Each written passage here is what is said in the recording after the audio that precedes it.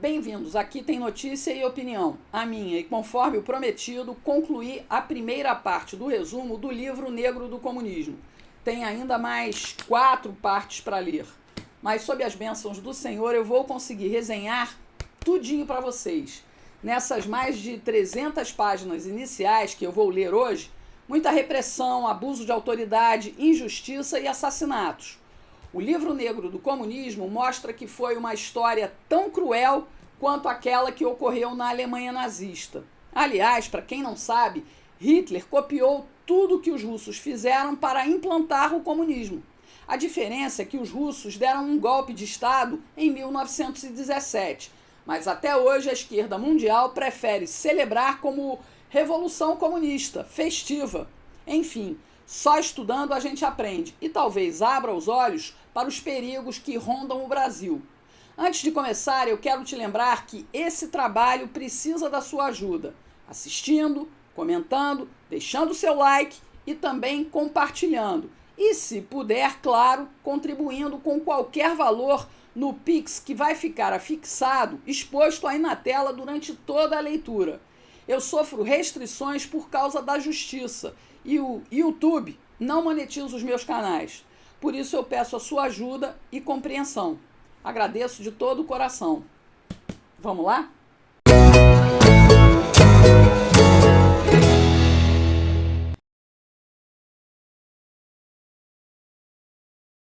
A primeira parte do livro Negro do Comunismo é dividida em 15 capítulos e uma conclusão. É importante saber que a Revolução Bolchevique de 1917 foi organizada por uma minoria radical, que durante os primeiros anos sofreu grande resistência interna, provocando uma guerra civil. A oposição armada era feita pelo Exército Branco, formado por forças nacionalistas e contra-revolucionárias, organizações anticomunistas, conservadoras, pró-czar e defensoras da antiga República Russa, além de outras facções, como os anarquistas do Exército Negro, ucranianos que se rebelavam contra o governo conservador alemão e a ocupação austro-húngara na Ucrânia. O Exército Verde era o grupo de autodefesa dos camponeses, que se fundamentavam no autogoverno, no voluntarismo e no comunismo libertário. E ainda o Exército Azul, poloneses que queriam a independência depois de terem sido aliados da França durante a Primeira Guerra Mundial. Todos contra o Exército Vermelho e os bolcheviques. A pesquisa revela as atrocidades praticadas durante a implantação do comunismo na prática. Segundo o autor, há 3 narrativas para explicar esse longo período. O primeiro sob um olhar complacente. 1917 não terminou. O bolchevismo teria sido imposto com violência a uma sociedade passiva, resultado de uma habilidosa conspiração tramada por fanáticos cínicos e disciplinados, desprovidos de sustentação real no país. Mas quase todos os historiadores russos, assim como as elites cultas e os dirigentes da Rússia pós-comunista, adotaram 1917 como um acidente de percurso que desviou a Rússia pré-revolucionária de um curso natural de país rico, produtivo e democrático. Daí a ruptura simbólica da queda do Muro de Berlim ter sido aclamada como o fim do monstruoso intervalo soviético. Mas a realidade é outra, pois o comunismo manteve a continuidade das elites dirigentes da nomenclatura comunista até os dias de hoje. Para assegurar seu status, os comunistas sustentam que ajudaram a libertar a sociedade russa do peso da culpa de seu passado, das lembranças do stalinismo. Historiadores tentam demonstrar que a violência decorrente de 1917 era previsível e fazia parte do caminho libertador, conscientemente empreendido pelas massas aliadas ao bolchevismo. Essa corrente defende a legitimidade do regime soviético, um mensageiro da libertação para todos os povos do mundo. Um sistema político onde as instituições e o Estado eram legítimos, apesar de todo e qualquer erro que o stalinismo possa ter cometido. mas o desmoronamento do regime soviético e suas entranhas deslegitimaram a Revolução de 1917. Ainda que a memória do medo mantenha silêncio sobre os segredos dos crimes comunistas e conviva com a opressão, na Rússia, na China, na Coreia do Norte, em Cuba, mais recentemente na Venezuela e talvez num futuro breve no Brasil, é impressionante que o conceito de, abre aspas, libertação revolucionária de 1917, fecha aspas, permaneça vivo nas mentes do Ocidente. Uma terceira corrente histórica tentou desideologizar a história da Revolução Russa, alegando que foi ao mesmo tempo um movimento de massa, mas onde poucos participaram. Houve algum fato de violência social que preparou o terreno para uma violência política institucional contra a sociedade? Deixa eu pensar. Talvez algum movimento no dia 8 de janeiro de 1917? Quem sabe? Com uma revolução popular e plebeia, anti-autoritária e anti-estatal, levou ao poder o grupo político ditatorial e estatizante dos bolcheviques. Que ligação estabelece a radicalização da sociedade russa no decorrer de 1917 e o bolchevismo? A Revolução Russa surgiu como a convergência entre dois eventos: a tomada do poder político pelo Partido Operário Social Democrata Russo. Isso mesmo, comunistas sempre se dizem democratas. Liderados por Lenin, os bolcheviques prepararam o golpe. A eles se juntaram os camponeses.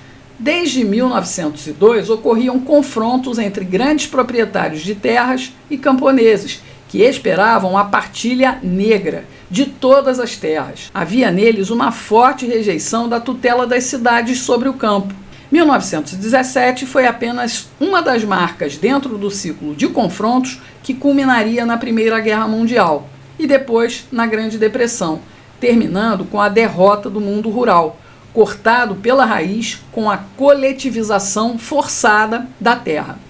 Em paralelo à Revolução, ocorria a profunda decomposição do exército formado por mais de 10 milhões de soldados, mobilizados no interior do país para lutar uma guerra que eles não consideravam deles, e ainda uma minoria de 3% da população economicamente ativa, mas politicamente eficiente, concentrada nas grandes cidades da Rússia, os operários. Por fim, um quarto movimento veio daqueles que estavam sob a tutela do czarismo. Queriam a emancipação das nacionalidades, exigindo autonomia e independência. Diversas etnias, cada uma com suas aspirações específicas. Esses movimentos agiram como forças corrosivas que contribuíram para a destruição das instituições tradicionais e, de modo geral, de todas as formas de autoridade. A ação dos bolcheviques, minoria política que agia no vazio institucional reinante, foi ao encontro das aspirações da maioria, ainda que os objetivos a médio e longo prazos fossem diferentes para uns e para outros. E por um momento, golpe de Estado político e revolução social convergiram. Os movimentos sociais e nacionais que eclodiram na Rússia de 1917 se desenvolveram em consequência da falência do Estado czarista. A Primeira Guerra Mundial ainda revelou internamente a fragilidade de um regime autocrático, absolutista. Já muito abalado pela Revolução de 1905 e 1906 e enfraquecido por uma política inconsequente que alterava concessões insuficientes e a retomada do conservadorismo. A guerra acentuou as fraquezas de uma modernização econômica inacabada, dependente do afluxo regular de capitais, de especialistas e de tecnologias estrangeiras.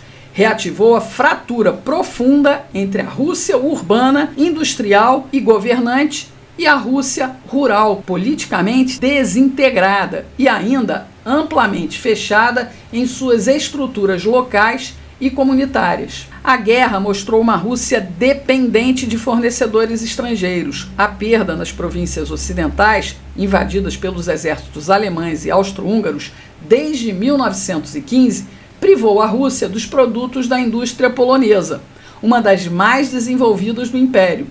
A economia russa não resistiu muito tempo à continuação da guerra, que foi de 14 até 18. O povo russo começou a se autogovernar, mas para que esse momento vencesse as forças corrosivas do comunismo, que estavam também ativas, seria necessário que o czar encorajasse, que lhe estendesse a mão. Mas Nicolau II optou a utopia monárquico-populista. Ele assumiu pessoalmente o comando supremo dos exércitos em 1915, deixando a esposa, a imperatriz Alexandra, impopular por causa da origem alemã, no controle do governo. O poder rapidamente se desmanchava.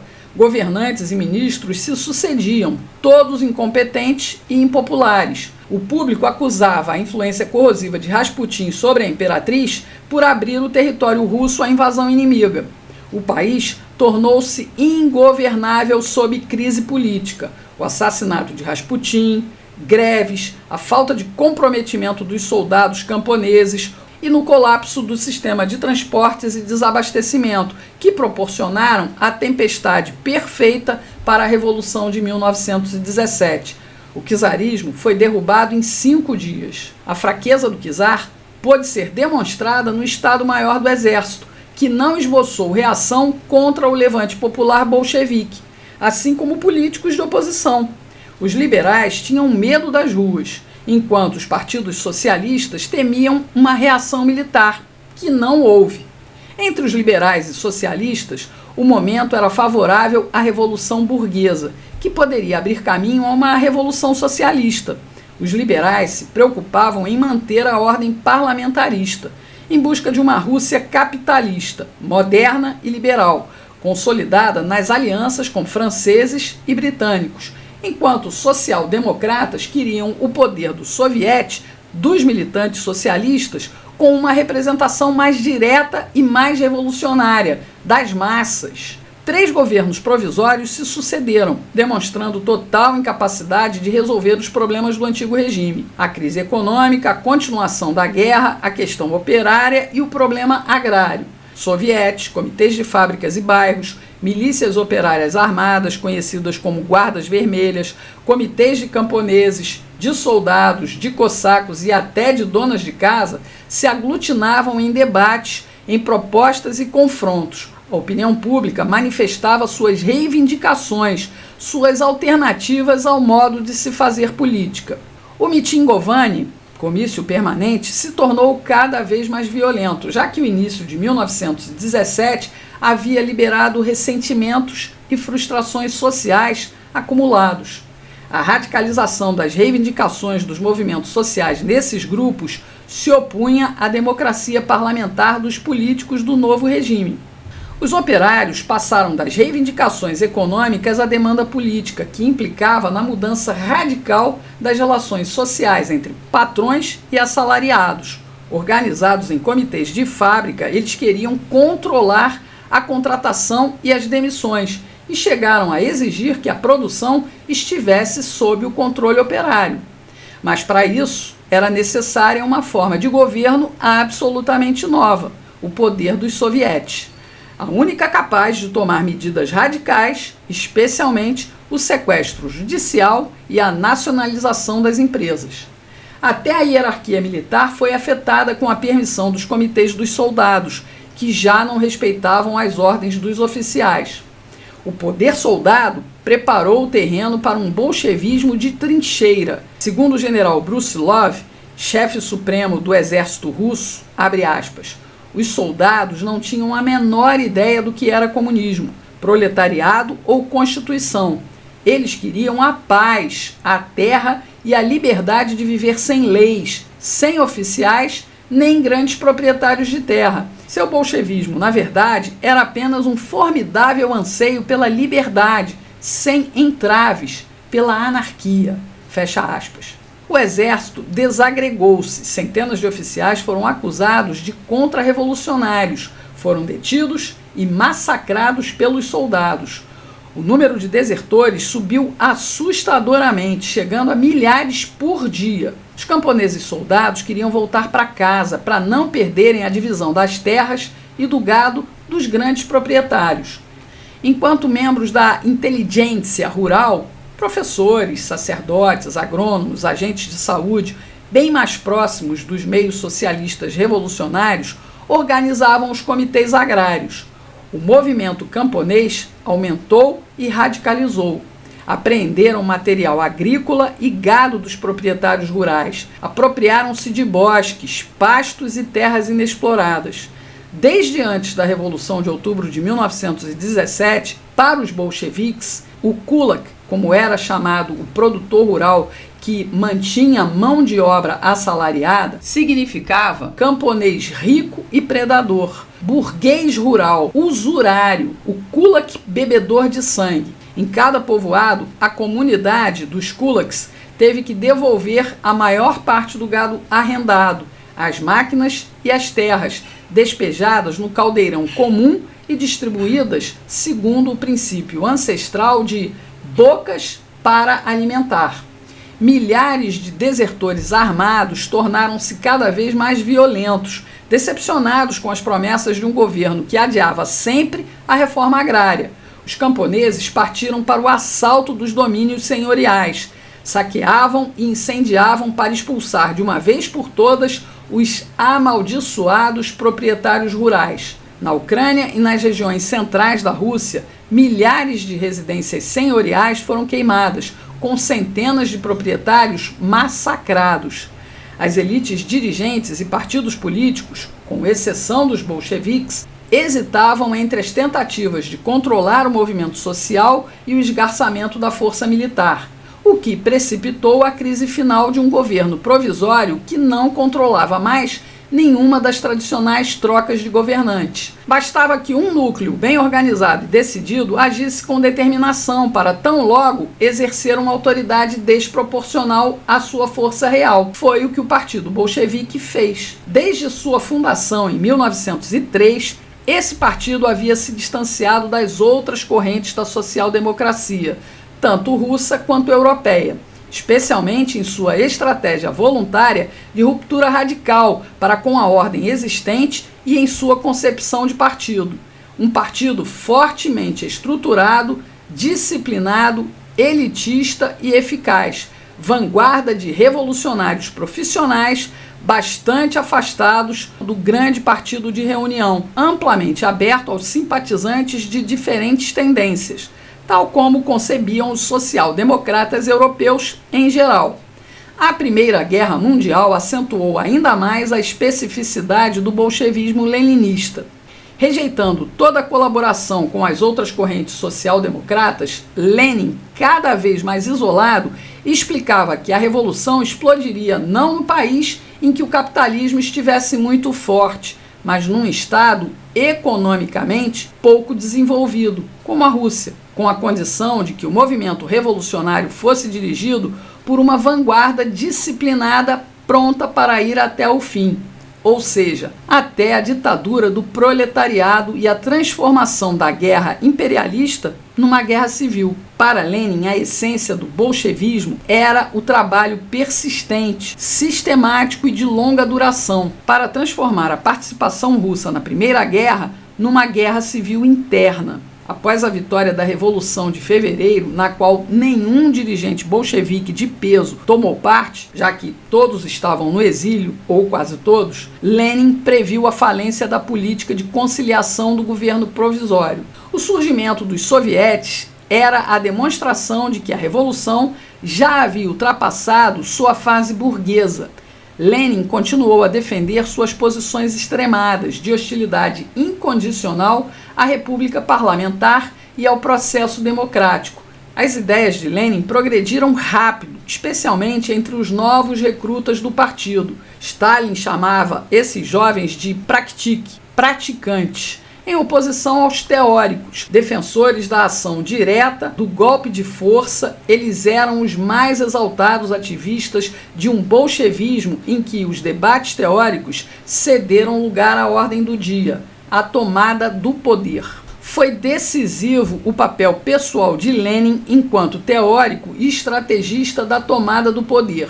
Nas semanas que precederam o golpe de Estado bolchevique de 25 de outubro de 1917, Lenin estabeleceu todas as etapas de um golpe de Estado militar, que não podia ser ultrapassado por uma agitação imprevista das massas, nem ser freado pelo legalismo revolucionário dos dirigentes bolcheviques, que desejavam subir ao poder com uma maioria plural de socialistas revolucionários e social-democratas de diversas tendências. Abre aspas, propondo uma paz imediata e dando terra aos camponeses, os bolcheviques estabelecerão um poder que ninguém derrubará, fecha aspas, escreveu Lenin, que complementou, abre aspas, será inútil esperar por uma maioria formal em favor dos bolcheviques. Nenhuma revolução espera por isso. A história não nos perdoará se não tomarmos já o poder, fecha aspas. E assim aconteceu. Os bolcheviques, a partir de então, mais numerosos ao lado de seus únicos aliados, os membros do pequeno grupo socialista revolucionário de esquerda, ratificaram o seu golpe de Estado junto aos deputados que ainda estavam presentes no Congresso, votando um texto redigido por Lenin, que atribuía, abre aspas, todo o poder aos sovietes, fecha aspas. Essa resolução puramente formal fez com que bolcheviques tornassem crível uma ficção que iria iludir várias gerações de crédulos. Eles governavam em nome do povo no país dos sovietes. Entendeu? Algumas horas mais tarde, o Congresso homologou, antes de se encerrarem os trabalhos, a criação do novo governo bolchevique, o Conselho dos Comissários do Povo, presidido por Lenin, e aprovou os decretos sobre a paz e sobre a terra, primeiros atos do novo regime.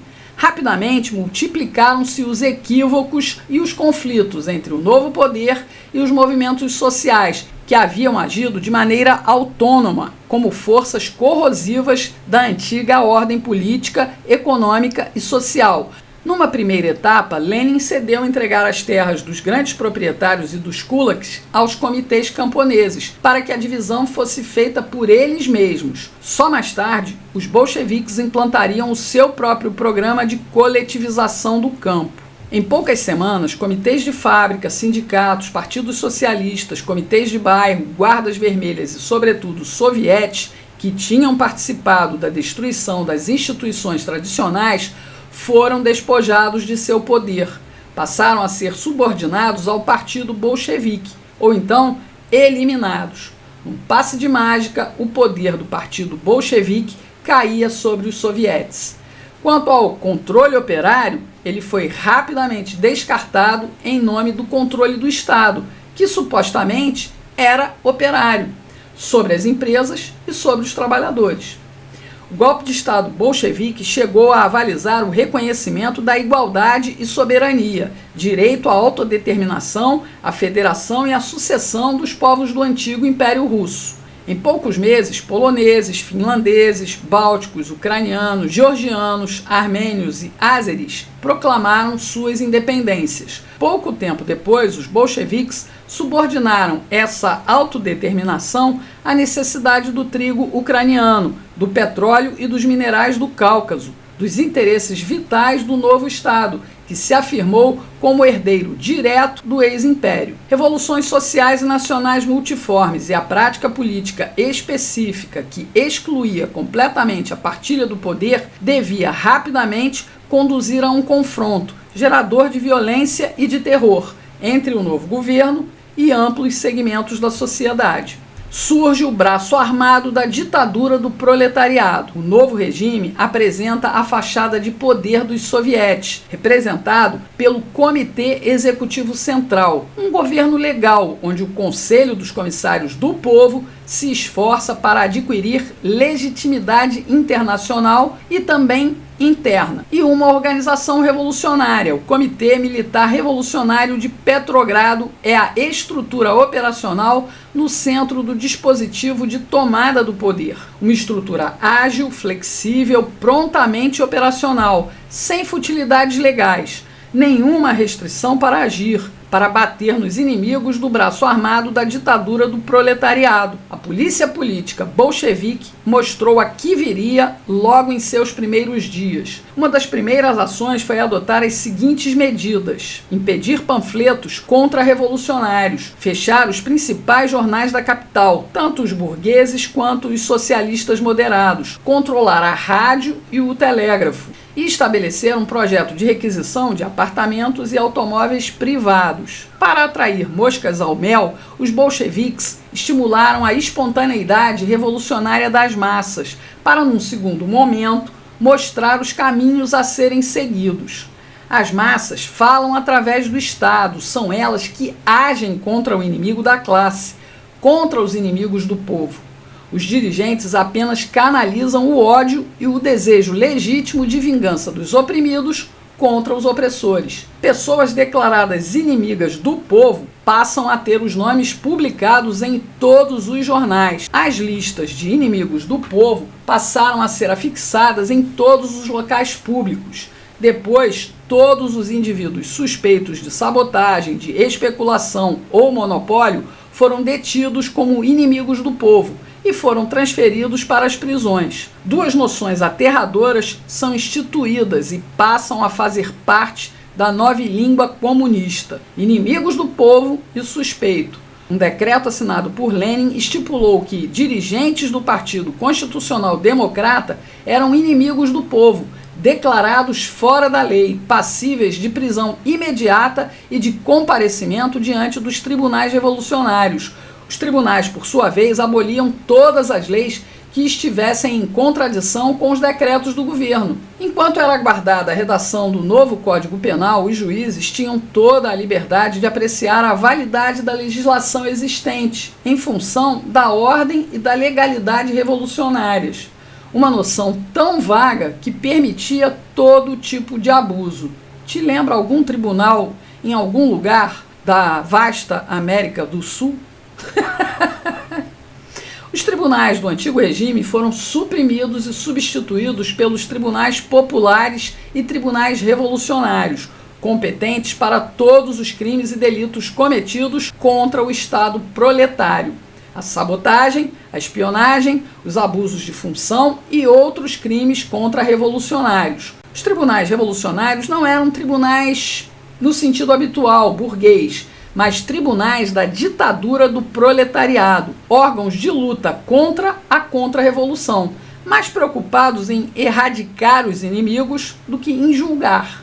Te lembra alguma coisa? Entre os tribunais revolucionários figurava um tribunal revolucionário para a imprensa, encarregado de julgar os delitos da imprensa e suspender toda a publicação que semeasse a perturbação nos espíritos, publicando notícias voluntariamente falsas. Vai vendo, é tudo igual. E como a questão do abastecimento era primordial, o governo bolchevique criou uma comissão para o abastecimento. Proclamaram primeiro que as classes ricas aproveitavam da miséria, afirmando que era chegada a hora de requisitar todo o excedente alimentar dos ricos e seus bens. Uma comissão de investigação militar foi encarregada da prisão dos oficiais contra-revolucionários, denunciados com frequência por seus próprios comandados. A comissão também investigava os membros dos partidos burgueses e os funcionários suspeitos de sabotagem, como revoltas em algumas cidades atingidas pela fome, por exemplo, onde destacamentos das guardas vermelhas e dos soldados improvisados inquiriam, extorquiam e pilhavam em nome da revolução, sem que realmente fossem agentes sovietes. A cada dia, centenas de indivíduos compareciam diante da comissão pelos mais diversos tipos de delitos, até por pertencer a uma classe hostil. O apelo dos bolcheviques em favor da espontaneidade revolucionária das massas era uma arma de manuseio delicado. Os acertos de contas e os atos violentos multiplicaram-se, em particular os roubos à mão armada e a pilhagem de lojas, especialmente as que vendiam bebida alcoólica. Conhecida como Tcheca, a Comissão de Luta contra a Contra-Revolução, a Especulação e a Sabotagem foi criada para abarcar as prerrogativas do Conselho dos Comissários do Povo, sem dispensar o braço armado do proletariado, arregimentando os camaradas mais determinados, duros e sólidos e sem ponderação, capazes de suprimir e liquidar toda a tentativa de ato contra a revolução e de sabotagem, de qualquer fronteira e sobre todo o território russo, e transferir todos os sabotadores e contra-revolucionários para um tribunal revolucionário, apenas por investigação preliminar. A comissão foi dividida em departamentos de informação, organização e operação. A comissão também dispensava uma atenção especial à imprensa, à sabotagem, aos constitucionalistas democratas, aos socialistas revolucionários de direita, aos sabotadores e aos grevistas. Medidas repressivas reservadas à comissão eram o confisco de bens, expulsão do domicílio, privação de cartões de racionamento, publicação de listas de inimigos do povo, entre outras. A Tcheca iria prosperar e agir sem a menor base legal, ou seja, o terror revolucionário das massas, a violência das ruas, que a maioria dos dirigentes bolcheviques encorajava, passaria a ser uma ação de Estado, política do novo Estado comunista russo. Lenin, mais uma vez, invocou o terror através da justiça revolucionária de classe. Abre aspas. Enquanto não aplicarmos o terror sobre especuladores, uma bala na cabeça imediatamente, não chegaremos a lugar algum. Fecha aspas. Eu acho que alguém falou sobre uma bala na cabeça aqui no Brasil. Eu acho que foi um cara chamado Mauro Iazzi. O vídeo circula ainda na internet, pessoal. A primeira ação da Tcheca foi interromper a greve dos funcionários de Petrogrado. O método foi expeditivo, prisão dos mentores e a justificativa simples: quem não quer trabalhar com o povo não tem lugar junto dele. Deputados socialistas revolucionários e mencheviques, eleitos pela Assembleia Constituinte, foram presos. A partir daí, a Tcheca só responderia por seus atos diretamente a Lenin. Nem mesmo a Assembleia Constituinte eleita foi respeitada. Funcionou apenas um dia e foi dispensada. Nem isso despertou a reação contrária no país. A pequena manifestação organizada para protestar contra a dissolução foi reprimida pela tropa. 20 pessoas morreram, pesado tributo de uma experiência democrática parlamentar com apenas poucas horas de duração. O governo decidiu levar a sede de Petrogrado para Moscou. Lideranças comunistas não estavam mais preocupadas com a ameaça alemã, apenas com uma insurreição operária. As empresas demitiam dezenas de milhares por causa da crise na economia. A falta de insumos provocou a queda da ração cotidiana de pão para pouco mais de 100 gramas. Lenin culpava os monopolizadores e os especuladores. Lenin então nomeou Trotsky para chefiar a Comissão Extraordinária para Abastecimento e Transporte. Era o início do governo à caça de provisões, primeiro passo da ditadura da provisão. Enquanto enfrentava uma queda de braço com os camponeses que desejavam guardar os frutos de seu trabalho e rejeitavam toda e qualquer ingerência da autoridade, Lenin se recusava a compreender o funcionamento dos circuitos econômicos, que pensava poder controlar. Diante do avanço fulminante dos exércitos alemães, o governo proclamou pátria socialista em perigo. O apelo à resistência aos invasores era acompanhado de uma convocação ao terror de massa. Todo agente inimigo, especulador, baderneiro, agitador contra-revolucionário ou espião alemão seria imediatamente fuzilado. Assim, a proclamação tornava a instaurar a lei marcial nas operações militares, um artifício para a Tcheca realizar várias execuções sumárias fora da zona de operações militares. A primeira grande operação tcheca ocorreu em abril de 1918. Mais de 1.000 homens das tropas especiais tomaram de assalto 20 casas mantidas por anarquistas em Moscou. Depois de muita pancadaria, 520 anarquistas foram presos, 20 deles sumariamente executados como bandidos. Depois desse fato, todo operário em greve, desertor do exército ou camponês rebelado contra o regime passou a ser chamado de bandido. Seguiram-se outras operações. Para conter uma população cada vez mais hostil aos bolcheviques, era preciso aumentar a repressão. Se antes esses políticos deixaram os camponeses se apossarem das terras cobiçadas, agora os mesmos bolcheviques se transformaram nos comunistas, que tomavam o fruto de seu trabalho. 1918, segundo historiadores, foi, de fato, um movimento de transição. Os sovietes, que não haviam sido silenciados e transformados em órgãos de administração estatal, ainda abrigavam reuniões entre bolcheviques e socialistas moderados. Jornais de oposição, mesmo perseguidos, continuavam a existir.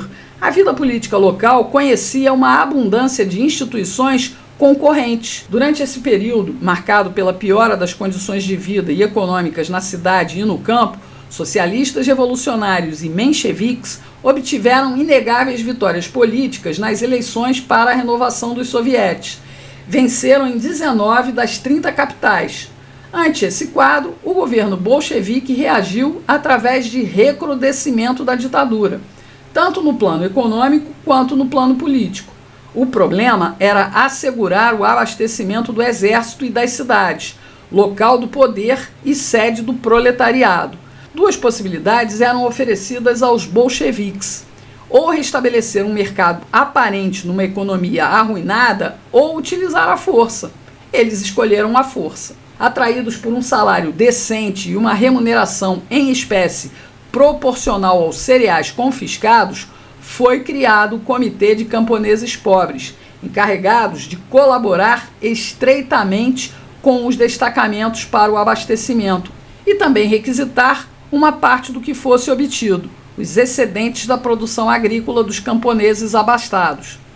Em pouco tempo, o exército para abastecimento chegou a ter 80 mil homens antes do fim da década de 1920, pessoas que aderiram por devoção à causa, por arrivismo e por comportamentos tradicionais, como brutalidade para com os subordinados, além do alcoolismo e do nepotismo.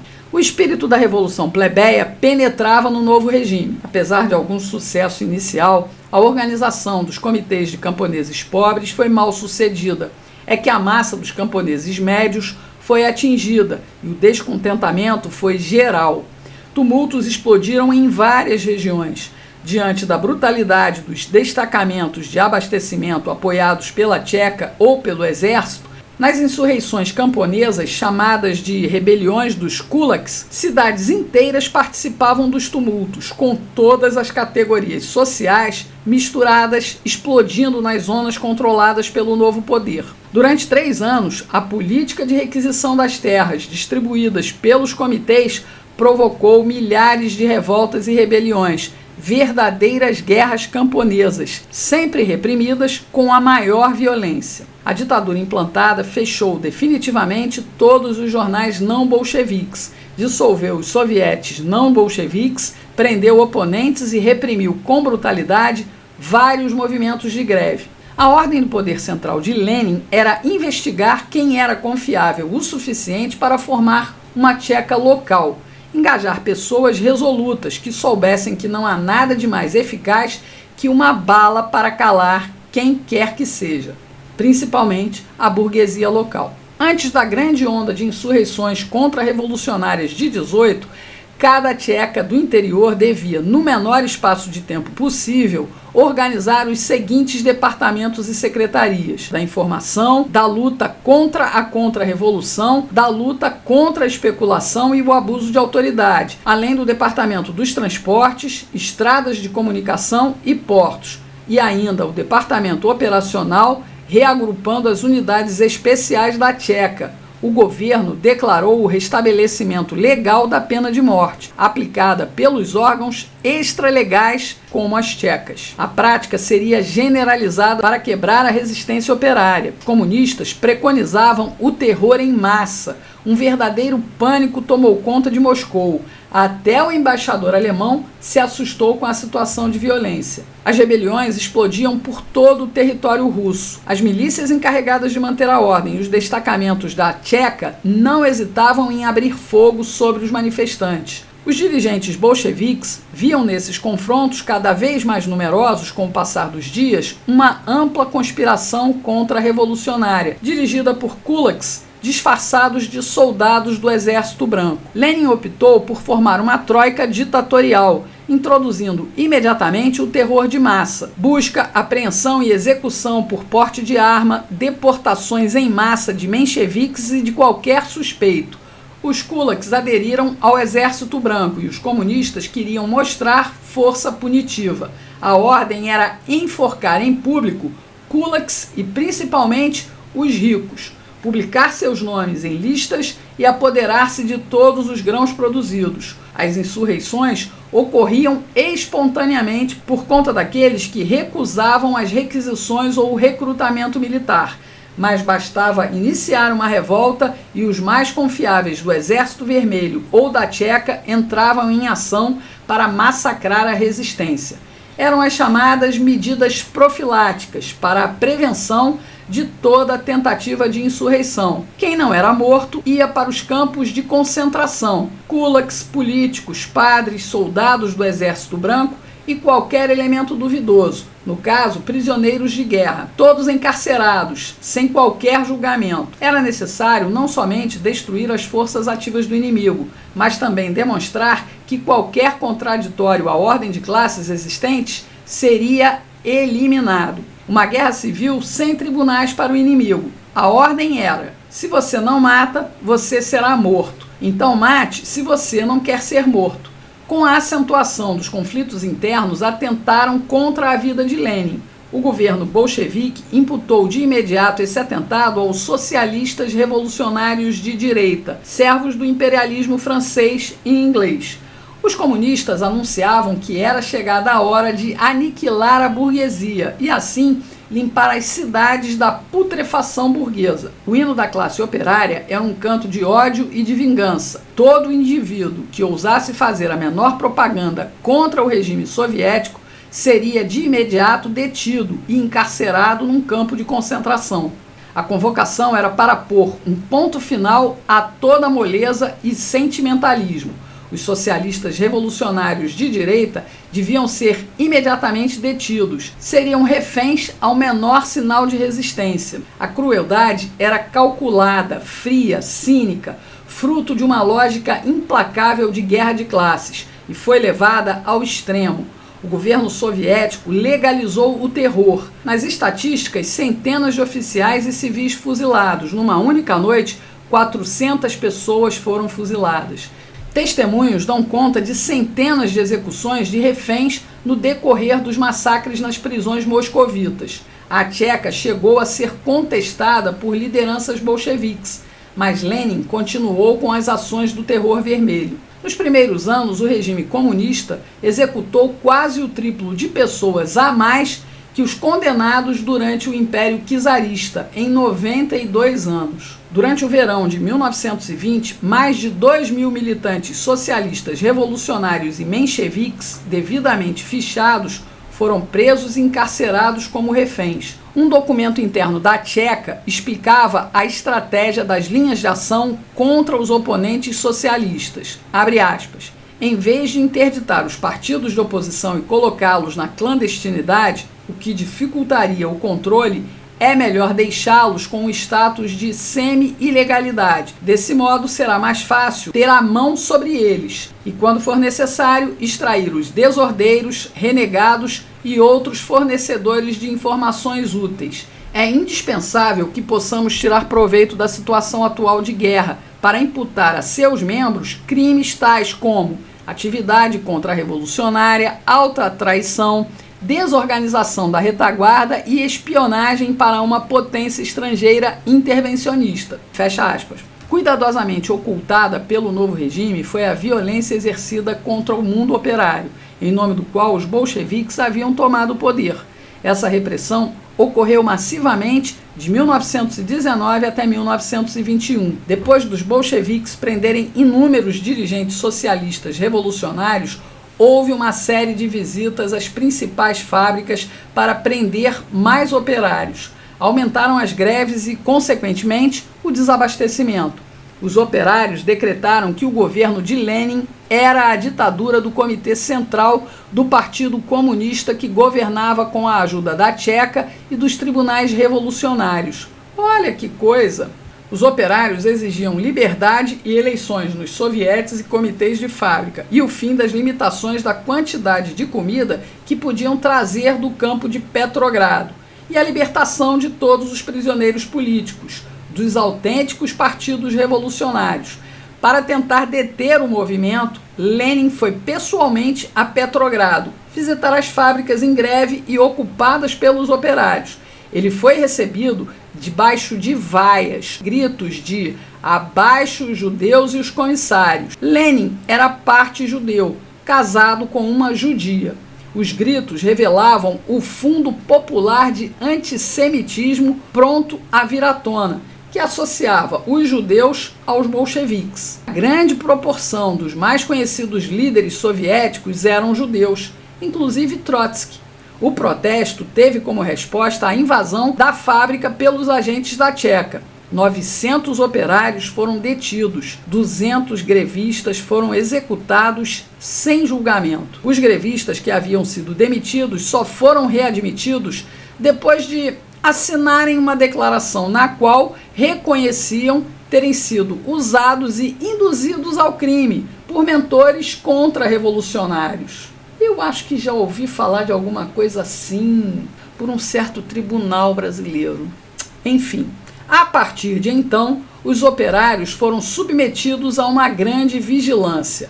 O Departamento Secreto da Tcheca pôs em prática em alguns centros operários uma grande rede de agentes infiltrados encarregados de informar regularmente sobre o estado de espírito dessa ou daquela fábrica. Todas as greves passaram a ser reprimidas de maneira selvagem. A maior reivindicação da classe operária era contra os salários miseráveis que mal davam para um cartão de racionamento, que assegurasse cerca de 250 gramas de pão por dia. Os grevistas exigiam ração igual à do Exército Vermelho. Em algumas cidades, soldados amotinados se juntavam aos grevistas, ocupando e pilhando destacamentos da Tcheca e dos grupos fiéis ao regime. Outra forma de repressão foi o fechamento em massa das fábricas, confiscando os cartões de racionamento. Uma das estratégias mais eficientes do poder bolchevique era o uso da arma da fome. Até as fábricas que produziam 80% dos fuzis da Rússia sofreram greves. Mencheviques e socialistas revolucionários eram maioria entre os militantes políticos implantados no meio operário, altamente qualificado. Toda e qualquer manifestação era reprimida com extrema violência. Numa dessas ocasiões, quando o regimento da infantaria se recusou a atirar nos operários que desfilavam no centro da cidade, os soldados se juntaram a eles. Saquearam a sede do partido bolchevique, matando vários dos seus dirigentes. A Tcheca ordenou o extermínio sem perdão do regimento e a prisão de todos os operários. Quando as prisões ficaram superlotadas com amotinados e grevistas, a solução encontrada foi embarcá-los presos em balsas e jogá-los no rio Volga, com uma pedra amarrada no pescoço. Até 4.000 homens foram assassinados dessa forma. As relações entre o poder bolchevique e o mundo operário degradaram-se ainda mais por causa da militarização de mais de 2.000 empresas. O principal defensor da militarização do trabalho foi Leon Trotsky. Segundo ele, o homem é naturalmente voltado para a preguiça. No capitalismo, os operários devem procurar trabalho para sobreviver. É o mercado capitalista que impulsiona o trabalhador. No socialismo, a utilização dos recursos do trabalho substitui o mercado. Portanto, o Estado tem a tarefa de orientar, destinar e adaptar o trabalhador, que deve obedecer como um soldado ao Estado operário, defensor dos interesses do proletariado. Uma minoria de sindicalistas e dirigentes bolcheviques criticaram, mas o partido conseguiu, na prática, proibir greves apontadas como deserção em tempos de guerra. O governo comunista exigia o reforço da disciplina e dos poderes da direção, a subordinação completa dos sindicatos e comitês de fábrica. O governo comunista exigia o reforço da disciplina e dos poderes da direção, a subordinação completa dos sindicatos e comitês de fábrica, cujo papel se resumia, a partir de então, a pôr em prática uma política produtivista. Nenhum operário podia deixar os cargos, se atrasar ou faltar, sob pena de prisão e até fuzilamento. Mas a fome continuava atormentando as massas operárias, que, segundo relatórios da polícia política, não tinha mais força física para continuar a trabalhar. Teoricamente, os cidadãos eram classificados em categorias de estômagos. Trabalhadores braçais e soldados do Exército Vermelho tinham prioridade na ração. Intelectuais e aristocratas eram considerados ociosos e, por isso, eram atendidos por último e muitas vezes não recebiam nada. A metalurgia, a mineração e as ferrovias foram os setores onde a militarização foi acelerada. Os relatórios do Departamento Secreto da Tcheca mostravam de maneira crua a repressão aos operários resistentes à militarização. Quem não se submetia era preso e julgado no Tribunal Revolucionário por sabotagem ou deserção. Quem se recusasse a trabalhar nos domingos, único dia em que podia ir em busca de alimentos nas pequenas cidades, era preso. A lei marcial foi decretada e a troika, composta por representantes do partido e da Tcheca, foi encarregada de denunciar a conspiração contra-revolucionária fomentada por espiões poloneses, com o objetivo de enfraquecer a força de combate do Exército Vermelho. Se a greve se prolongava, mais prisões eram executadas, até que milhares de operárias e donas de casa se apresentaram à Tcheca pedindo para que também fossem presas. O movimento se ampliou e, por sua vez, os operários exigiram a própria prisão em massa, a fim de tornar absurda a tese do complô dos poloneses. Em 4 dias, mais de 10 mil pessoas foram presas, alojadas ao ar livre, vigiadas por tchequistas. Para serem libertados, readmitidos e obter um novo cartão de racionamento, todos os trabalhadores presos tiveram que assinar a seguinte declaração: eu, abaixo-assinado, cachorro fedorento e criminoso, me arrependo diante do Tribunal Revolucionário e do Exército Vermelho. Confesso meus pecados e prometo trabalhar com devoção sincera. Diante da penúria da mão de obra altamente qualificada, o poder bolchevique não podia dispensar trabalho dos melhores fabricantes de armas do país. A repressão, assim como o abastecimento, teve de considerar os setores importantes e os grandes interesses do regime. A luta contra os camponeses que recusavam a convocação militar e a requisição de parte de sua produção, os verdes, mobilizavam todas as energias dos bolcheviques. Os relatórios revelavam em todo o seu horror a extraordinária violência dessa guerra suja de pacificação, praticada à margem dos combates entre vermelhos e brancos. É nesse confronto crucial entre o poder bolchevique e o conjunto dos camponeses que se produziu definitivamente uma prática política terrorista fundada numa visão radicalmente pessimista das massas, que só poderiam ser domadas pela força, por essa vassoura de ferro que Trotsky evocava para caracterizar, através de imagens, a repressão que devia ser aplicada para poder limpar a Ucrânia desse bando de bandidos. A busca desordenada por excedentes agrícolas foi substituída por um sistema centralizado e planejado de requisições. Cada cidade, cada distrito, cada região, cada comunidade devia entregar ao Estado uma cota previamente fixada, em função da estimativa das colheitas.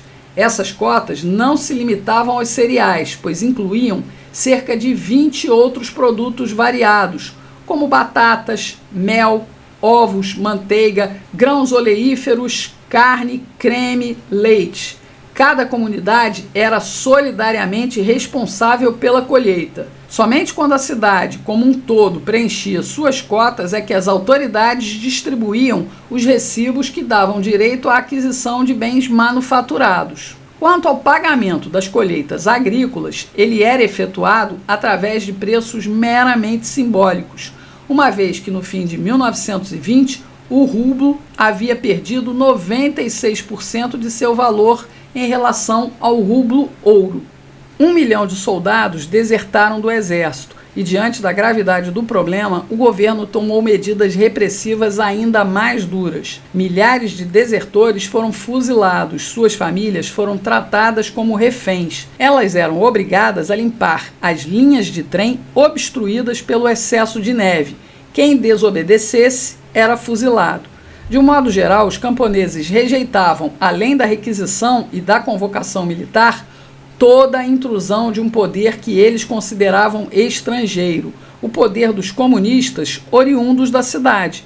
Para os camponeses, os comunistas que praticavam as requisições eram diferentes dos bolcheviques, que haviam encorajado a Revolução Agrária de 1917. Até então, eles ainda não haviam entendido que os bolcheviques eram os comunistas. Todas as grandes propriedades rurais da Ucrânia, as mais modernas do ex-império, deviam ser estatizadas. Essa política visava transformar todos os grandes domínios cerealistas e açucareiros em grandes propriedades coletivas, onde os camponeses passariam a ser operários agrícolas. O problema é que existiam na Ucrânia verdadeiros exércitos camponeses com dezenas de milhares de homens, comandados pelos chefes militares e políticos ucranianos. Esses exércitos camponeses estavam firmemente decididos a fazer com que sua concepção de revolução agrária triunfasse: terra para os camponeses, liberdade de comércio e sovietes eleitos com liberdade, sem moscovitas nem judeus. Para a maioria dos camponeses ucranianos, marcados por uma longa tradição de antagonismo entre o campo e as cidades, o objetivo era expulsar moscovitas, bolcheviques e judeus. Eles eram considerados iguais e todos deveriam sair da Ucrânia. Essas particularidades próprias da região explicam a brutalidade e a duração dos conflitos entre bolcheviques e uma grande parte da população camponesa ucraniana. A presença de um outro ator, o Exército Branco, combatido ao mesmo tempo pelos bolcheviques e diversos exércitos camponeses ucranianos, tornava ainda mais complexo o imbróglio político e militar nessa região. O Exército Negro Ucraniano organizou dezenas de pogroms sangrentos contra a comunidade judaica dos burgos e pequenas cidades das províncias de Kiev e Chernigov. Um exército camponês de dezenas de homens apresentava um programa ao mesmo tempo nacional, social e anarquizante, como tantos outros movimentos camponeses menos estruturados. Eles exigiam a supressão da comissariocracia bolchevique, das tropas especiais e da Tcheca, em sua retirada precipitada através do interior do país, dominado pela guerrilha camponesa. Os destacamentos do Exército Vermelho e da Tcheca não foram nem um pouco indulgentes. Centenas de cidades foram queimadas, execuções em massa. O abandono e a posterior reconquista da Ucrânia foram a ocasião de um extraordinário despejar de violência sobre as populações civis. No começo da década de 20, os exércitos brancos já estavam desfeitos, com exceção de umas poucas unidades dispersas que haviam encontrado refúgio na Crimeia. Ficaram face a face as forças bolcheviques e as camponesas. Uma repressão impiedosa se abateria sobre as regiões do campo em luta contra o poder. Essa luta durou 2 anos inteiros, até que a fome venceu a resistência desses camponeses rebelados. O terceiro grande polo de conflito entre os bolcheviques e os camponeses, em 1920, ainda era da Ucrânia. Entre os diversos episódios de luta praticada pelo poder bolchevique contra os camponeses estava a descossaquização, ou seja, a eliminação de todo o grupo social dos cossacos. Pela primeira vez, o novo regime tomou um certo número de medidas repressivas para eliminar, exterminar, deportar, segundo o princípio da responsabilidade coletiva, a totalidade da população de uma região. Essas operações não foram resultado de medidas de retaliação militar tomadas no calor dos combates,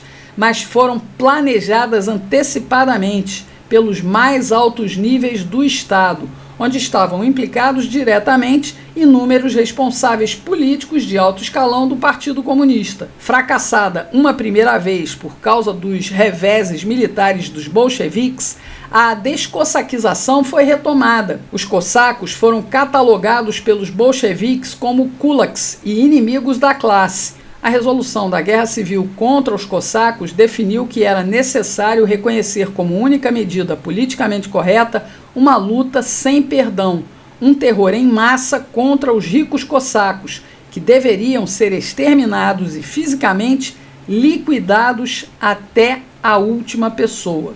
Mas a violência se espalhava por toda a Rússia. O Dia do Terror Vermelho foi um revide a um ato terrorista contra a Tcheca.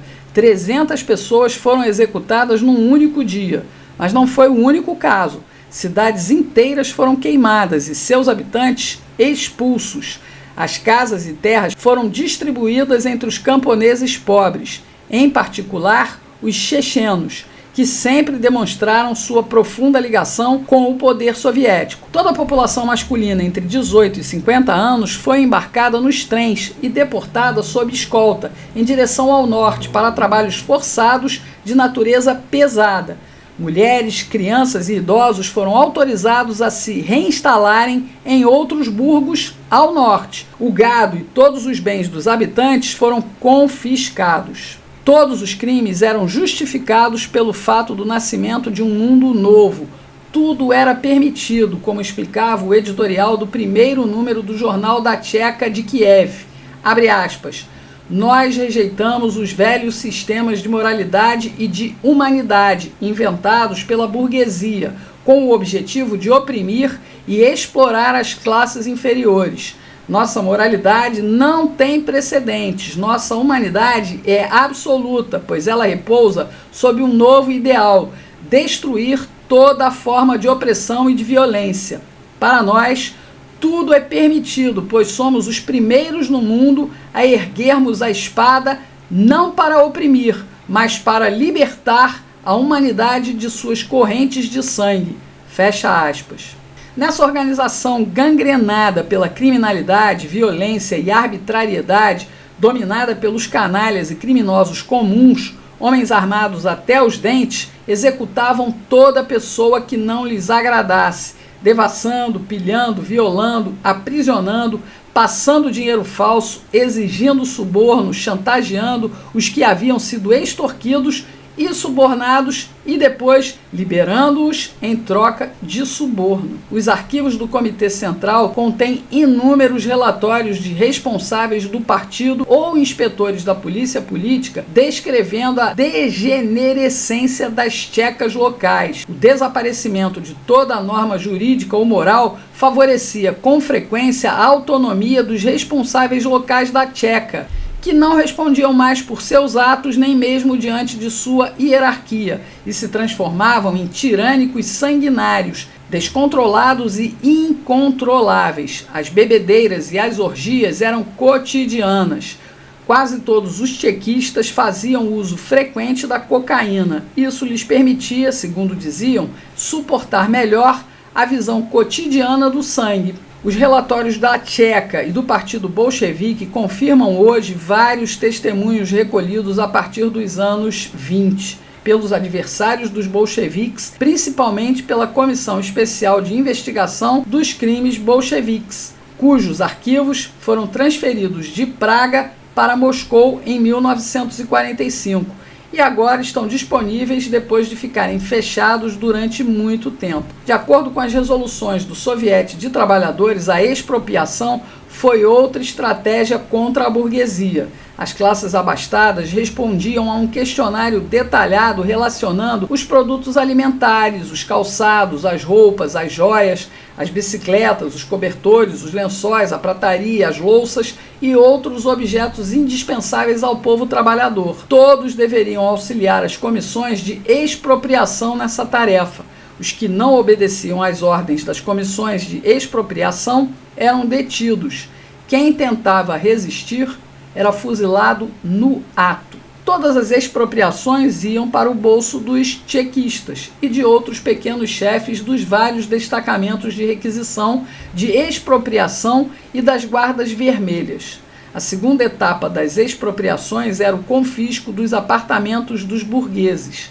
Nessa guerra de classes, a humilhação dos vencidos era crucial. Era também recorrente e politicamente apresentável a realidade brutal do estupro, fenômeno que, segundo vários testemunhos, alcançou proporções gigantescas, particularmente durante a Segunda Reconquista da Ucrânia, das regiões cossacas e da Crimeia. A etapa lógica e final do extermínio da burguesia enquanto classe. As execuções de detentos, suspeitos e reféns encarcerados somente por pertencerem a classes abastadas foram atestadas em muitas cidades tomadas pelos bolcheviques. Também é bem mais conhecido o que se passou na Ucrânia e na Rússia do que no Cáucaso. As florestas onde se escondiam os bandidos, desertores, camponeses e outros dissidentes receberam uma limpeza por meio de gases asfixiantes. tudo calculado para que a nuvem de gás penetrasse na floresta e exterminasse todos que ali estivessem escondidos.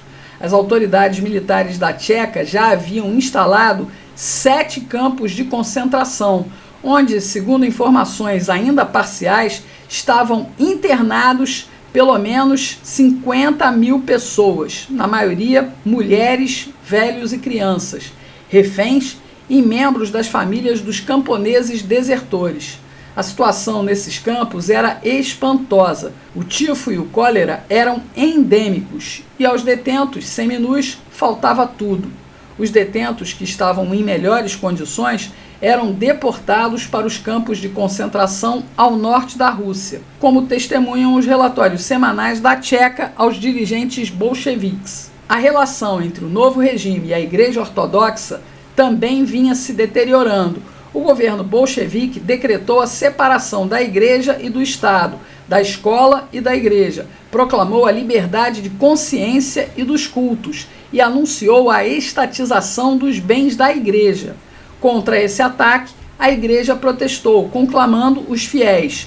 Os bolcheviques multiplicavam as provocações, vistoriando as relíquias dos santos e organizando carnavais antirreligiosos durante as celebrações religiosas, além de exigir que o grande monastério da Trindade de São Sérgio, nos arredores de Moscou, fosse transformado num museu para o ateísmo.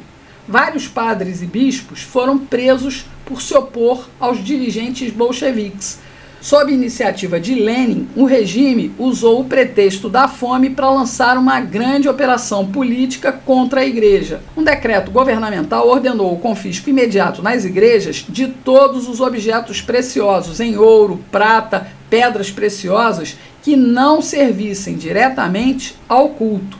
Entregue aos órgãos do Comissariado do Povo para as Finanças, os objetos supostamente seriam transferidos para os fundos da Comissão Central de Ajuda aos Famintos. Os fiéis que resistiram foram mortos. Lenin usou essa matança como pretexto para reforçar a campanha antirreligiosa. Ainda de acordo com as instruções de Lenin, um novo Código Penal foi instituído. Ele definia punições rigorosas para crimes considerados contra-revolucionários. Mas para isso era preciso oficializar a polícia política.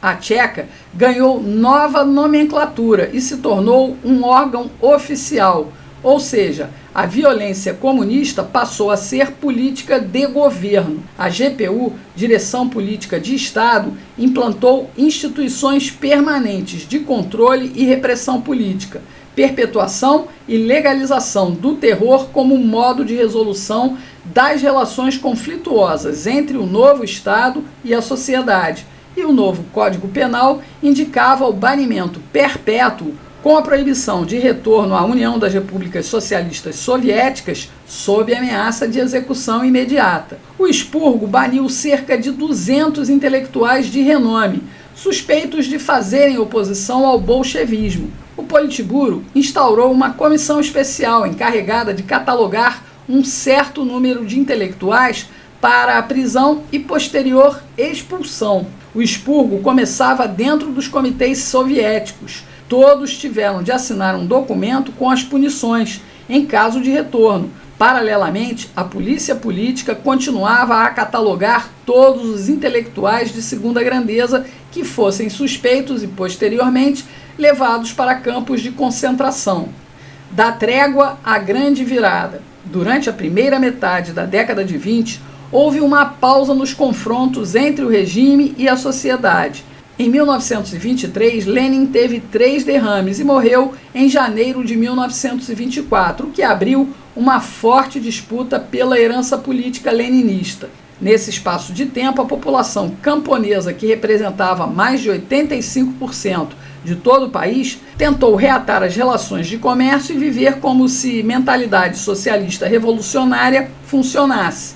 Um autogoverno camponês representado pela comunidade tradicional das cidades do campo e a presença exterior do Estado bolchevique reduzida à sua mínima expressão. O fim dos grandes proprietários rurais e a terra dividida em função do número de bocas a serem alimentadas. A liberdade de dispor livremente dos frutos do seu trabalho e a liberdade de comércio. um soviete rural para um pequeno conjunto de povoados e uma unidade do partido bolchevique para um em cada 100 povoados. Esses fundamentos eram conhecidos pelo poder e tolerados momentaneamente. Com a indústria de Estado negligenciando o setor de bens de consumo, o artesanato rural obteve um notável êxito. A miséria e a fome tornaram-se cada vez mais raras e os camponeses começaram a saciar suas necessidades alimentares. Entretanto, a aparente calma desses poucos anos não poderia mascarar as profundas tensões que subsistiam entre o regime e uma sociedade que não havia esquecido a violência da qual fora vítima. Para os camponeses ainda havia vários motivos de descontentamento. Os preços agrícolas estavam demasiadamente baixos. Os produtos manufaturados estavam muito caros e raros em demasia. Os impostos estavam exageradamente pesados. Comparados aos habitantes das cidades, principalmente os operários, que eram com frequência vistos como privilegiados, os camponeses tinham a sensação de serem cidadãos de segunda categoria. Eles se queixavam, sobretudo, dos inúmeros abusos de poder cometidos pelos abusos dos representantes do regime soviético, formados nas escolas do comunismo de guerra. O sistema judiciário, administrativo e policial estava completamente corrompido pelo alcoolismo, pelo suborno, pela burocracia e a arrogância contra as massas camponesas. As interrupções de trabalhos e as greves foram reduzidas. A conjuntura política se estabilizava, mas continuavam as deportações de estudantes, jovens de 18 anos, até idosos de 70 anos, sobretudo mulheres, padres e bispos. Depois da morte de Lenin, Stalin também soube utilizar a força policial criada pelo antecessor. O ativismo da GPU passou a ter respaldo para a violência como política de Estado pela legislação penal, que ampliou a definição de crime contra-revolucionário. Depois das prisões, deportações e fuzilamentos, a GPU catalogou a população, além de ampliar o número de campos de trabalho corretivo, nome burocrático para campos de concentração. Todas as funções eram ocupadas por detentos. Tratava-se de uma esmagadora maioria de antigos colaboradores da polícia política, condenados por abusos. A autogestão era o símbolo da mais completa arbitrariedade. A administração da GPU distinguia 3 categorias de prisioneiros: presos políticos, membros dos antigos partidos menchevique, socialista revolucionário e anarquista, que recebiam a melhor alimentação, a chamada ração política. Também tinham direito a objetos pessoais e acesso a jornais e revistas, e estavam livres do trabalho forçado. A segunda categoria e maior de presos reunia os contra-revolucionários, membros dos partidos políticos não socialistas ou anarquistas, membros do clero, oficiais do exército czarista, funcionários públicos, cossacos, rebeldes e qualquer pessoa condenada pelo Código Penal. A terceira categoria reunia os prisioneiros comuns, condenados pela GPU, criminosos comuns e ex-policiais da Tcheca, condenados por diversos crimes e delitos na instituição. Os contra-revolucionários eram submetidos às mais completas arbitrariedades, à fome, ao frio extremo e aos mosquitos no verão. Uma das torturas mais frequentes consistia em amarrar os prisioneiros nus nos bosques para serem atacados pelos mosquitos. Nas transferências entre os campos, os detentos exigiam ter as mãos amarradas nas costas. Era a única maneira de autodefesa dos detentos contra a descrição oficial de morte durante a tentativa de fuga. O sistema de trabalho forçado a partir de 1929 teve grande desenvolvimento com a ocupação produtiva nos campos de concentração. Deixou de ser reeducação política e passou a cumprir um determinado programa de produção, como a derrubada de árvores e o corte da madeira. Todos os privilégios foram cancelados e todos os presos integrados ao trabalho produtivo. Enquanto isso, nas repúblicas periféricas da Rússia, na região do Cáucaso e na Ásia Central, ocorreram episódios de repressão mais frequentes e sangrentos. Os países que impediram a conquista russa no século XIX foram tomados pelos bolcheviques: Azerbaijão, Armênia, Geórgia, Daguestão e Turcomenistão ainda ofereciam uma grande resistência à sovietização. O opressor russo, antigo inimigo de volta, sob uma nova forma, se propunha não somente a apropriar-se das terras e do gado, mas também profanar o mundo espiritual do muçulmano. Guerra de pacificação de caráter colonial, a luta mobilizou durante mais de 10 anos parte importante das Forças Armadas e das tropas especiais da Polícia Política, o Departamento Oriental. O número incontável de vítimas, com bombardeios e massacres de civis. As ações eram tão violentas que 12.578 pessoas foram fuziladas em apenas uma semana.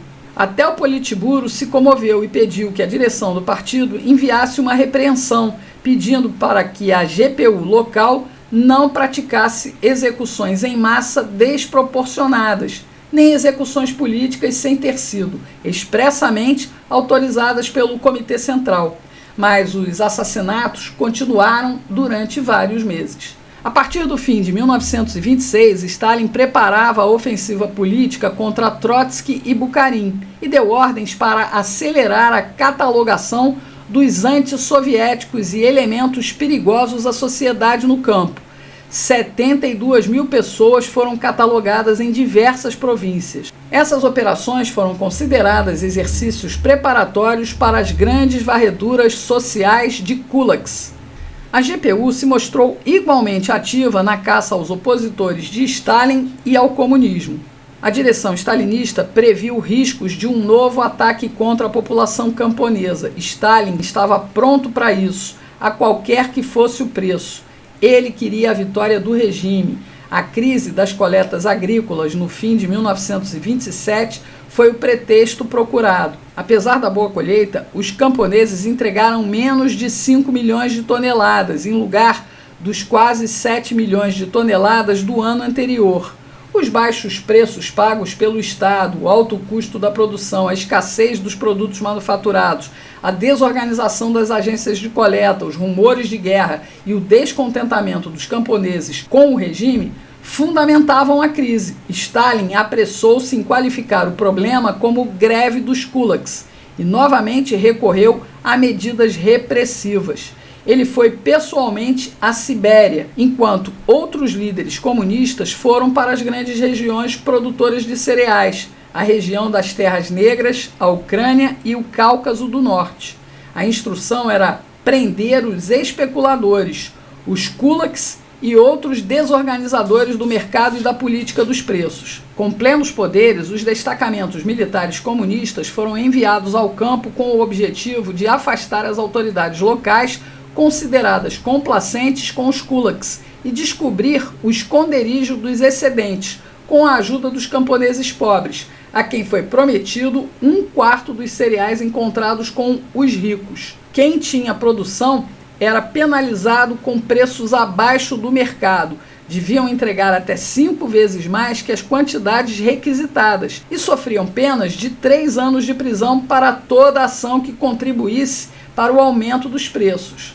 Os impostos sobre os kulaks também foram multiplicados por 10. Outra medida foi o fechamento dos mercados, o que evidentemente não atingiu somente os camponeses abastados. A intenção de Stalin era provocar a revolta dos camponeses, para reprimir com violência. Depois disso, decidiu coletivizar a agricultura para poder controlar diretamente a produção agrícola e os produtores, sem ter que passar pelas leis do mercado, e se livrar de uma vez por todas dos kulaks. Stalin também rompeu a trégua acordada com os Spezi, especialistas burgueses da inteligência do antigo regime, que continuaram ocupando os cargos executivos nas empresas e repartições públicas. Houve uma suposta sabotagem industrial na região da bacia carbonífera de Donbass. Esses burgueses mantinham relações com os meios financeiros ocidentais. 53 acusados de traição, a maioria engenheiros e executivos, foram a julgamento político público. 11 acusados foram condenados à morte. 5 foram executados imediatamente. Esse processo ilustrou por muito tempo um dos mitos do regime: sabotadores pagos por estrangeiros. Isso serviu para mobilizar militantes e denunciadores da GPU, que fabricou várias dezenas de processos similares, especialmente na Ucrânia. O aumento da repressão, as dificuldades econômicas, o desemprego crescente e o aumento da delinquência resultaram em centenas de milhares de condenados, até chegar ao número de 1.178.000 em 1929. Para conter a superpopulação carcerária, o governo adotou duas decisões importantes. Os delitos menores seriam punidos por trabalhos corretivos sem remuneração nas empresas, canteiros de obras e explorações florestais. A segunda medida previa a transferência de todos os detentos condenados a penas maiores de 3 anos para os campos de trabalho, o que atendia à demanda da DPU para aumentar a mão de obra nos campos de concentração. Outra etapa da implantação do comunismo russo veio com a política da coletivização forçada, da desculaquização e da industrialização acelerada para a transformação da economia e da sociedade. Esse programa se baseava ao mesmo tempo na interrupção dos mecanismos de mercado e na valorização das riquezas naturais das regiões inóspitas do país, graças ao trabalho forçado de milhares de proscritos, desculaquizados e outras vítimas dessa segunda revolução. A oposição, dita de direita, considerava que a coletivização só poderia desembocar na exploração militar e feudal da população camponesa, na guerra civil, na invasão do terror, no caos e na fome. Os direitistas foram cotidianamente atacados por uma campanha extremamente violenta na imprensa, que os acusava de colaboração com os elementos capitalistas e conluio com os trotskistas. Desacreditados, os opositores de direita cederam e apoiaram a decisão. Enquanto a luta entre bolcheviques e opositores acontecia nos altos escalões do partido, o país afundava numa crise econômica cada vez mais profunda. Os resultados agrícolas no final da década de 20 foram catastróficos e a nova fase da coletivização em massa previa inicialmente 5 milhões de moradias, mas antes de 1930 já havia alcançado 13 milhões de casas. As autoridades mobilizaram dezenas de milhares de comunistas, de sindicatos, de membros das juventudes comunistas, de operários e de estudantes enviados aos povoados, apoiados pelos responsáveis locais dos partidos e pelos agentes da GPU. As pressões sobre os camponeses amplificavam-se gradativamente, enquanto as organizações locais do partido rivalizavam-se em empenho para bater os recordes de coletivização. O jornal Pravda, uma espécie de O Globo da Rússia, convocou a coletivização total, sem limites para o movimento. 12 anos depois da Revolução iniciada em 1917, Stalin publicou o famoso artigo A Grande Virada, baseado no discurso enganoso de que o camponês médio aderiu ao processo de coletivização, encerrando de vez os kulaks, os latifundiários que produziam com mão de obra assalariada. Na verdade, a coletivização forçada no campo foi uma guerra declarada pelo Estado soviético contra uma nação de pequenos produtores. Mais de 2 milhões de camponeses foram deportados. 6 milhões morreram de fome. A grande virada de Stalin foi, na verdade, a tragédia humana do grande assalto contra os camponeses. Essa guerra durou até o fim de 1933, marcada por uma fome terrível, provocada pelas autoridades para quebrar a resistência dos camponeses, principalmente na Ucrânia. O genocídio Holodomor sempre foi negado pelo regime soviético, que encobriu com propaganda as poucas vozes que do exterior chamavam atenção para essa tragédia. A violência desse período permitiu aplicar os mesmos métodos em outros grupos sociais. Essa etapa foi decisiva no desenvolvimento do terror stalinista. Molotov, o comissário do Politburo, foi encarregado de definir as medidas práticas para a coletivização, prisão e transferência para os campos de trabalho da GPU para qualquer um que resistisse, e então seria executado, teria a família deportada e os bens confiscados. Os kulaks deveriam ser presos e deportados com suas famílias para regiões inóspitas do país. Os kulaks leais ao regime seriam instalados nas margens dos distritos para melhorar a produtividade das áreas fora das zonas coletivizadas, todos devidamente supervisionados por militantes do partido. Em pouco tempo, os kulaks haviam empobrecido consideravelmente, arcando com os impostos cada vez mais pesados que os atingiam. Nos comboios dos deportados, o frio, a falta de higiene e as epidemias provocavam o massacre dos inocentes. Homens em boas condições de saúde eram separados de suas famílias e enviados sob escolta para as unidades de colonização, afastadas das vias de comunicação. A partir de 1932, a deportação ao abandono era apenas um mal inevitável. Os colonos de trabalho mal recebiam salário. Era comum as somas que ganhavam serem retidas pela administração para a construção de acampamentos, ferramentas, cotas obrigatórias para os sindicatos, pagamentos de empréstimo do Estado, entre outras cobranças.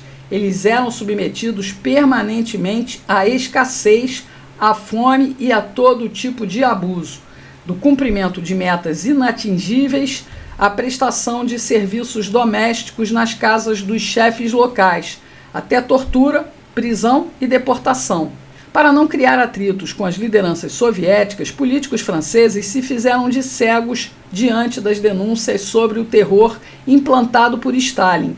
A ideia era contar com o apoio russo em face à ameaça nazista, mas alemães e italianos tomaram conhecimento do Holodomor e também estavam bem informados de toda a situação, que não foi usada na propaganda anticomunista porque eles próprios usariam os métodos parecidos nos seus próprios regimes.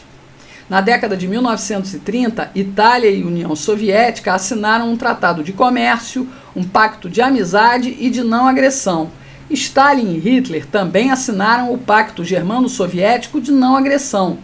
Ambos invadiram e ocuparam a Polônia em 1939. No ano seguinte, o quadro das aquisições do Acordo Germano-Soviético foi de 23 milhões de habitantes em apenas um ano, todos incorporados à União Soviética. Meses depois, Stalin mandou deportar todos os alemães que viviam nos territórios das repúblicas soviéticas, mesmo os descendentes dos primeiros colonos trazidos por Catarina II. Eles foram levados para os campos de concentração. Os alemães foram o primeiro grupo étnico deportado coletivamente, algumas semanas após a invasão da União Soviética pela Alemanha nazista. Enquanto o Exército Vermelho recuava em todas as frentes de batalha, perdendo milhares de soldados e prisioneiros, as tropas da polícia política realizavam uma limpeza étnica nos países bálticos. Durante os primeiros meses da Segunda Guerra, Moscou enfrentava uma desordem da população diante do avanço alemão no verão de 1941. Havia três grupos, patriotas, movediços, que criavam e difundiam rumores, e derrotistas, que desejavam a vitória dos alemães sobre judeus e bolcheviques. Com bastante habilidade, Stalin soube reafirmar com força os valores russos, nacionais e patrióticos. No mais famoso discurso pelo rádio, em 1941, ele retomou o velho apelo que havia consolidado a comunidade internacional através dos séculos: nossa pátria. As referências à grande nação russa de Lenin, Tolstói, Tchaikovsky, Chekhov, entre outros, serviram como suporte para a guerra sagrada, a Grande Guerra Patriótica. Durante a maior parte do tempo da guerra, esses soviéticos estiveram fora do jugo comunista, lutaram pela liberdade de outros povos, ajudaram a derrotar o eixo do mal, o que suscitou o surgimento de resistência armada, trouxe de volta a perseguição e a repressão, particularmente na Ucrânia Ocidental e nos países bálticos. Por isso, precisavam passar novamente por um processo de sovietização. Os campos de trabalho dos gulags estavam destinados a acolher os prisioneiros de guerra soviéticos liberados ou fugitivos das mãos do inimigo alemão. Eram suspeitos de espionagem ou indivíduos contaminados pela temporada fora do sistema comunista. Um processo de repressão e terror que continuou mantido em segredo. O fato da população soviética ter enfrentado fome, frio, doenças de todo tipo, criou uma aura de heroísmo para as suas forças armadas, e a vitória sobre o nazismo mascarava o caráter da ditadura stalinista e exonerava o regime da suspeita dos crimes comunistas. A política de terror foi mantida oculta aos aliados. O modelo soviético e a propaganda comunista tornavam o sistema popular entre os movimentos esquerdistas de diversos países.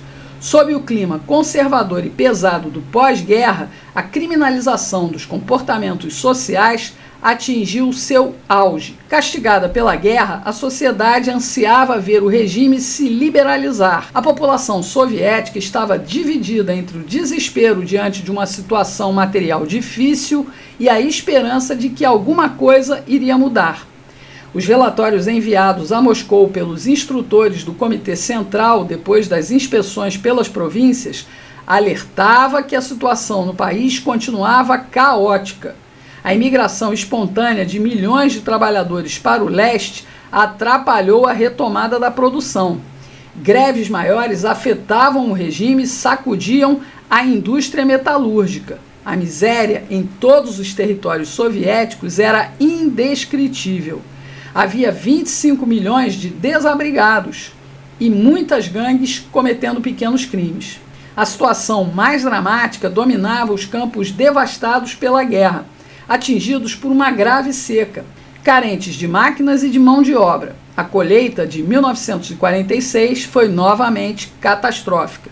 O fim do racionamento proposto por Stalin foi adiado. Em 1946, novamente, Stalin se recusava a ver os equívocos do sistema e jogava suas fichas no discurso de que eram os inimigos da revolução. Começava a fervilhar a ideia de uma vasta conspiração, reunindo intelectuais, judeus, militares, quadros superiores do partido e da economia, além de funcionários das repúblicas não russas. Só a morte de Stalin impediu o novo expurgo geral contra a possível conspiração anunciada. O regime também enfrentava a luta entre diferentes facções dos Ministérios do Interior e da Segurança de Estado, reflexos da luta nos altos escalões dos aparelhos políticos com os potenciais herdeiros de Stalin buscando a cadeira do ditador comunista. A gestão repressiva da economia, baseada no controle quase total da produção agrícola, na criminalização das relações sociais e na hipertrofia do Gulag, levaram o país a uma grave crise econômica e a bloqueios sociais que excluíam todo o progresso da produtividade do trabalho. Um modelo econômico posto em prática nos anos 30 contra a vontade da imensa maioria e que desembocara nos ciclos repressivos. E estava ultrapassado. A terceira razão da mudança devia-se à própria dinâmica das lutas pela sucessão, que alimentava uma espiral de apostas políticas. Nikita Khrushchev confrontou seu passado stalinista com um suposto remorso, um toque de habilidade política, populismo específico e a fé socialista num futuro radioso, a vontade de retorno ao que ele considerava uma legalidade socialista. Khrushchev foi mais longe do que os concorrentes na busca por uma desestalinização, comedida e parcial sobre o plano político, embora radical sobre o plano da vida cotidiana da população. As principais etapas do desmantelamento da máquina repressiva desse movimento começou 2 semanas após a morte de Stalin. O Gulag foi reorganizado, passou para a jurisdição do Ministério da Justiça. A infraestrutura econômica foi transferida para os ministérios competentes, reduzindo a onipotência do Ministério do Interior. Houve uma ampla anistia para os condenados a menos de 5 anos por crimes de prevaricação, crimes econômicos e abusos de poder. Grávidas e mães de crianças menores de 10 anos, os menores, os homens de mais de 55 anos e as mulheres de mais de 50 anos, além da redução pela metade das penas ainda por cumprir dos demais prisioneiros, exceto os condenados por crimes contra-revolucionários, roubos de grandes quantias, banditismo e morte com premeditação. Em poucas semanas, cerca de 1.200.000 prisioneiros deixaram o Gulag. metade de toda a população dos campos de concentração e colônias penitenciárias, a maior parte composta por pequenos delinquentes ou cidadãos que sofreram as consequências de uma das inúmeras leis repressivas de Stalin. Os políticos contra-revolucionários não foram anistiados. O Comitê Central do Partido Comunista, sob o comando de Khrushchev, também rejeitava os atos ilegais dos atos de segurança de Estado que tinham poderes exorbitantes. Os tribunais foram submergidos por centenas de milhares de pedidos de reabilitação. Quanto aos prisioneiros, principalmente aqueles dos campos especiais, exasperados pelo caráter limitado e seletivo da anistia, conscientes da confusão dos carcereiros e da crise do sistema repressivo, se recusaram a trabalhar e a obedecer às ordens dos comandantes dos campos. Fizeram uma greve com exigências. Como sinal de mudança política ocorrida após a morte de Stalin, algumas das reivindicações foram atendidas, como a redução para 9 horas do trabalho diário, além de melhorias significativas como o contato com familiares. O governo tomou uma série de medidas que limitavam a onipotência da segurança de Estado. Os tribunais especiais para o julgamento de casos levantados pela polícia política foram suprimidos. A polícia política foi reorganizada como um organismo que tomou o nome de KGB, Comitê da Segurança de Estado. 20% de seus integrantes foram expurgados. O governo decretou novas anistias parciais, sendo que a mais importante permitiu a libertação das pessoas que foram condenadas em 1945 pela colaboração com o invasor e dos prisioneiros de guerra alemães ainda detidos na União Soviética. Após negociações com a Alemanha, os colonos alemães deportados foram os primeiros a se beneficiar da abolição das restrições que pesavam sobre essa categoria de proscritos. O processo parcial e gradual foi chamado de desestalinização por Nikita Khrushchev, ele mesmo um stalinista que participou da repressão. O relatório secreto de Khrushchev, lido diante dos delegados soviéticos no 20º Congresso do Partido Comunista, era bastante seletivo na condenação ao stalinismo, não recolocando em questão nenhuma das grandes escolhas do partido desde 1917. Esse caráter seletivo também excluía os crimes para a coletivização e a arma da fome. 3 categorias de cidadãos permaneceram sob uma estreita vigilância da KGB: minorias religiosas, católicos e cristãos protestantes, minorias nacionais mais atingidas pela repressão, como os bálticos, tártaros da Crimeia, alemães e ucranianos das regiões ocidentais, e os intelectuais criadores do movimento dissidente surgido nos anos 60. As igrejas foram reabertas após a guerra e deram lugar a uma coabitação da igreja ortodoxa com o Estado.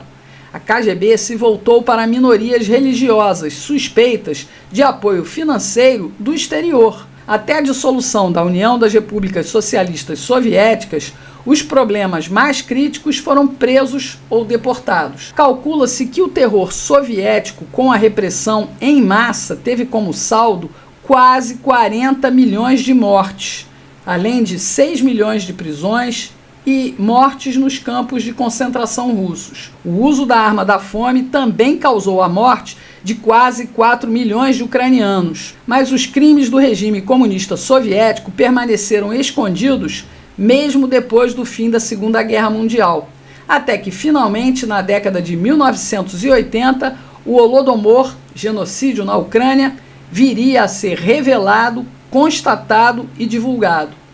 O terror na história política e social da União das Repúblicas Socialistas Soviéticas resiste a qualquer nível de compreensão, mas não deixa de fazer as pessoas pensarem por que é que a sociedade soviética permitiu e se permitiu passar por tudo isso. Até a próxima, pessoal!